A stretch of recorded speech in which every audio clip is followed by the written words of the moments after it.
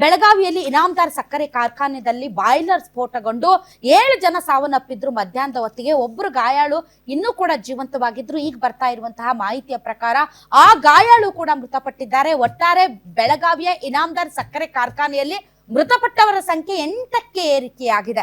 ಗಾಯಾಳುಗಳು ಕೊತ ಕೊತ ಕುದೀತಾ ಇರುವಂತಹ ಆ ಕಬ್ಬಿನ ದ್ರವ ಏನಿದೆ ಅದು ಮೈ ಮೇಲೆ ಬಿದ್ದು ಇಷ್ಟು ಸುಟ್ಟ ಗಾಯಗಳಾಗಿತ್ತು ಅಂದ್ರೆ ಒಬ್ರು ಕೂಡ ಉಳಿದಿಲ್ಲ. ಅಷ್ಟು ಭಯಾನಕ ಘೋರ ದುರಂತ. ಮತ್ತು ಸತ್ತವರೆಲ್ಲ ಚಿಕ್ಕ ಚಿಕ್ಕ ಹುಡುಗರು. ಒಬ್ರಿಗೊಂದು 35 ವರ್ಷ 41 ವರ್ಷ ಬಿಟ್ರೆ ಉಳಿದವರೆಲ್ಲರೂ 25, 26, 27 ಈ ರೀತಿ ತುಂಬಾ ಚಿಕ್ಕ ಚಿಕ್ಕ ವಯಸ್ಸಿನ ಹುಡುಗರು. ಆದರೆ ಮಧ್ಯಾಹ್ನದವರೆಗೂ ಕೂಡ ಒಂದು ಕೇಸ್ ಆಗಿಲ್ಲ, ಯಾರ ಮೇಲೂ ಕೂಡ ಪ್ರಕರಣ ದಾಖಲಿಸಲಿಲ್ಲ. ಮತ್ತು ಸಾಂತ್ವನ ಹೇಳೋದಕ್ಕೆ ಆ ಒಂದು ಸಕ್ಕರೆ ಕಾರ್ಖಾನೆ ಮಾಲೀಕರಾಗ್ಲಿ ಅಥವಾ ವ್ಯವಸ್ಥಾಪಕ ಮಂಡಳಿ ಆಗ್ಲಿ ನಿರ್ದೇಶಕ ಮಂಡಳಿ ಆಗ್ಲಿ ಯಾರೊಬ್ರು ಬರ್ದೇ ಇರೋದು ಕುಟುಂಬರ ಪಿತ್ತ ನೆತ್ತಿಗೇರಿಸಿದೆ. ಈಗ ಶವಗಳನ್ನ ಹಾಗೆ ಇಟ್ಟು ಶವಗಳನ್ನ ನೋಡಿ ಎಷ್ಟು ಹೊಟ್ಟೆ ಉರಿಯುತ್ತೆ ಸತೀಶ. ಪಾಪ ಚಿಕ್ಕ ಹುಡುಗರು 24, 25, 26 ವರ್ಷದ ಹುಡುಗರು ಪಾಪ ನೋಡು ಎಲ್ಲ ಸಾಲು ಹೆಣಗಳನ್ನ ಹಂಗೆ ಇಟ್ಟಿದ್ದಾರೆ ಅಂದ್ರೆ ಯಾರ್ ನಿರ್ಲಕ್ಷ್ಯ ರೀ ಇದು.